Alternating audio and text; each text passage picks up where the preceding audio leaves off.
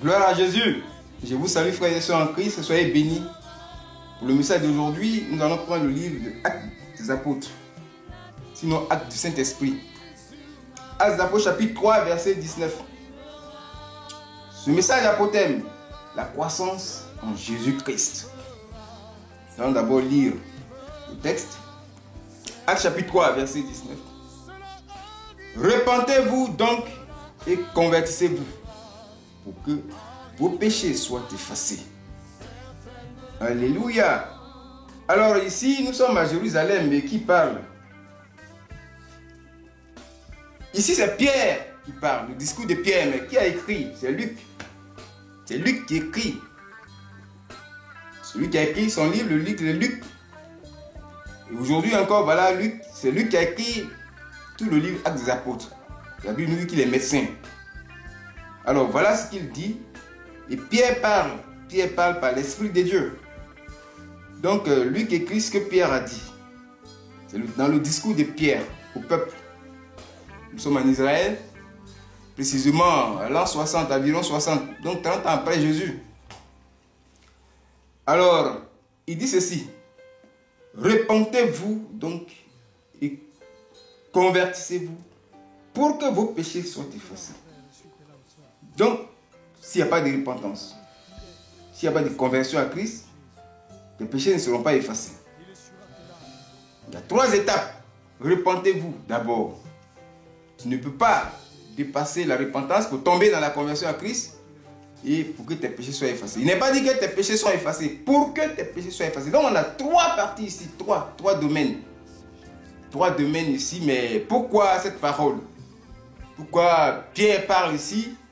Bon, il faut dire que ici, Pierre est rempli de l'Esprit de Dieu. Nous venons ici de recevoir le Saint-Esprit dans la Bible.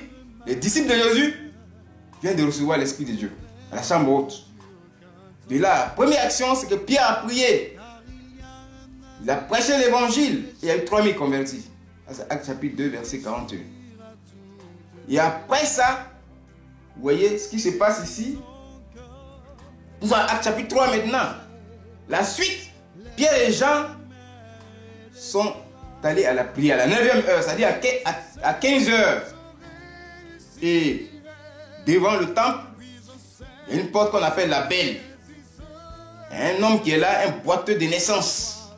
Et le peuple connaît ce monsieur-là. Il est là. Tous ceux qui rentrent dans le temple, chaque samedi, ils sont au temple. Ils connaissent ce monsieur-là. Il est né boiteux. Il est né boiteux. Et il demande au monde. Pierre et les gens arrivent là. Ça, c'est Acte 3, verset 6. Et le miracle s'est produit. Il n'y a ni l'or ni l'argent à te donner.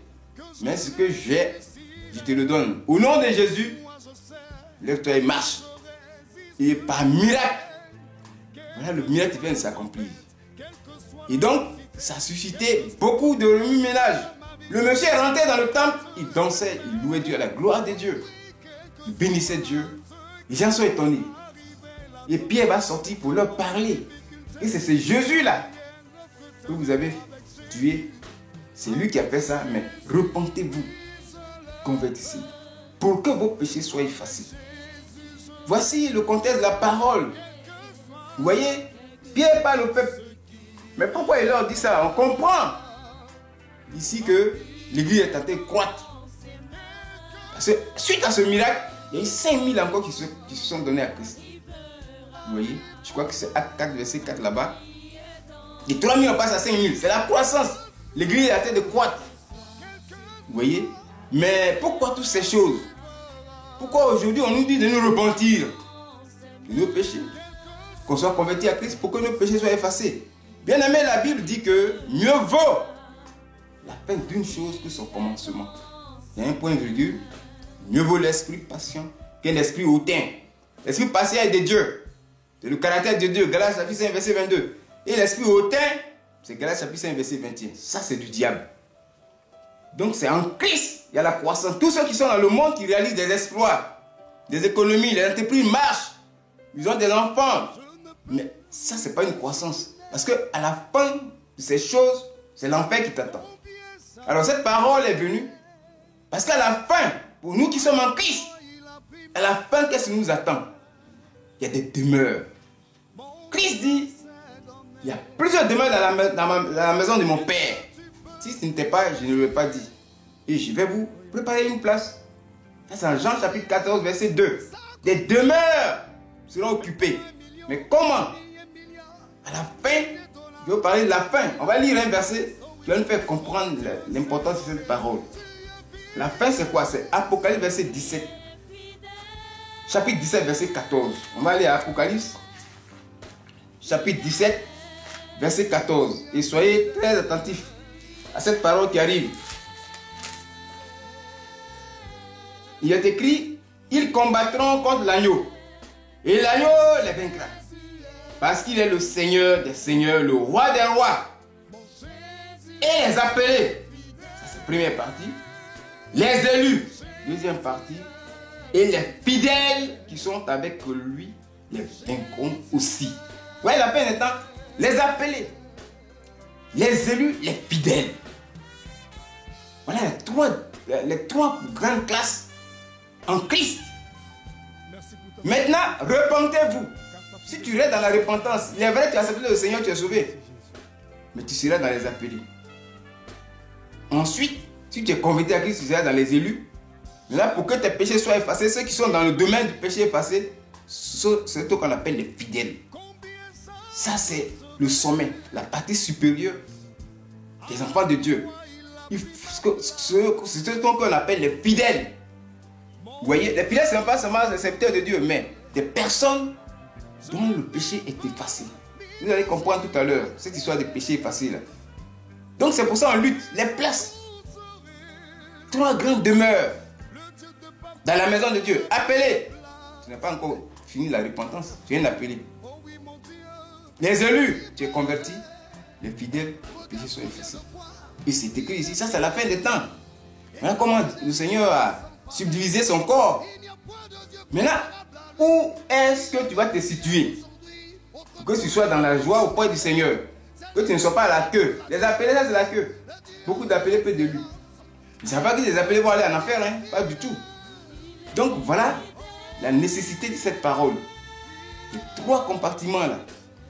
Pourquoi il faut persévérer dans le Seigneur? Pour être parmi les fidèles. Ce qu'on appelle les fidèles, c'est une manière de parler dans les églises évangéliques. On dit les fidèles. C'est le peuple qu'on appelle les fidèles, c'est une erreur. Le fidèle, c'est celui qui est à l'étape supérieure. Ça a été bien classé ici. On dit le peuple. On dit fidèle. Fidèle, non, non. Il faut corriger ce langage-là. Vous voyez? Donc, repentez-vous. Repentez-vous. Parce que si tu n'es pas repenti, si tu restes, bien-aimé, dans le péché, si tu restes dans les critiques, vous voyez, c'est différent ici. C'est-à-dire, au ministère chemin du ciel, il y a une très grande différence. Nous avons des origines, 2 grandes origines. Ceux qui viennent du Seigneur, qui étaient ailleurs, dans le Seigneur, qui viennent au Dieu de Paphrien, et ceux qui sont dans le monde, qui viennent au Dieu de Paphrien. Et souvent, nous qui venons du Seigneur Jésus, nous qui avons accepté Jésus, nous qui venons ici, on est dans les critiques. On est dans les petites choses. Vous voyez? Et souvent, on dit, pourquoi Dieu de Paphrien? C'est cela.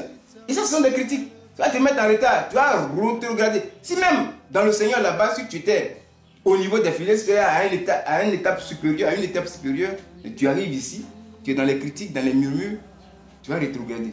Tu vas être dans les appelés. Ce n'est pas une question d'année, c'est une question de repentance sincère. Vous voyez? Et cette histoire de Dieu de Paphrien est de nos jours d'actualité. Quand tu prends Acte 3, verset 10, on dit le Dieu d'Abraham, le Dieu d'Isaac, le Dieu de Jacob, et il est ajouté le Dieu de nos pères. Donc on n'a pas d'inquiétude à voir ça.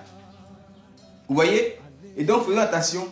Si tu es encore dans le concubinage, si tu es dans la prostitution, que tu viens ici, mais il faut quitter. La cigarette, toutes ces choses que Dieu n'aime pas. C'est-à-dire les commandements, des choses que Dieu n'aime pas, qui sont interdites. Des choses qu'on ne doit pas faire, comme nous dit la Bible. Oui. Un commandement de Dieu. Les choses que Dieu ne veut pas qu'on fasse. Quand tu lis bien Dans le livre de Lévitique 4, verset 2, tu comprendras ça. Donc il faut quitter dans ces petites choses, considérations, pour avancer, pour progresser, pour dépasser la zone de la repentance, pour rentrer dans la zone de la conversion à Christ, pour que tes péchés soient effacés. Bien aimé, oui, cette parole est venue pour qu'on puisse se corriger. Et la suite viendra, on va rentrer dans ces trois compartiments, pour comprendre qu'on est en Christ, mais en fait, il y a des niveaux. Il y a des niveaux. Pas dire non, nous sommes dans le Seigneur, c'est le même esprit, nous sommes au même niveau. Non, c'est pas possible. J'ai entendu dire ça sur les antennes, les radios. Les enfants de Dieu sont au même niveau. Il n'y a pas de différence au paradis. Non, il y a des différences. Donc, il faut avoir beaucoup de récompenses dans le royaume des dieux. Donc, allons-y à la repentance. On connaît ce que c'est la repentance. Il faut confesser ton péché, c'est-à-dire, il faut raconter à Dieu, il faut dire à Dieu le mal que tu as trouvé en toi. Il ne faut pas pécher de manière volontaire. Oui. Ensuite, il faut demander pardon à Dieu. Il faut regretter le péché.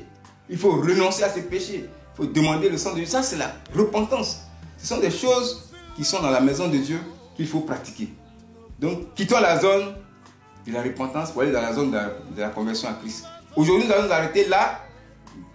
Cette parole nous exhorte à évoluer, à progresser. La croissance spirituelle, la croissance matérielle, la croissance même numérique va t'accompagner. Et on va voir ces choses par la suite de ce message. Que le Seigneur soit béni. Que l'Esprit de Dieu nous aide à grandir dans le Seigneur. Parce que quand on est bébé, il faut dépasser, il faut devenir enfant de Dieu. Après, il faut devenir fils de Dieu. C'est le Saint-Esprit qui va nous conduire à ces étapes. De bébé, on passe à enfant. D'enfant, on passe à fils de Dieu. C'est-à-dire la maturité spirituelle. Que tu sois dans les compartiments meilleurs au paradis. Que la gloire revienne à notre Seigneur Jésus. Soyez bénis pour cette parole. Oui, au nom de Jésus. Amen.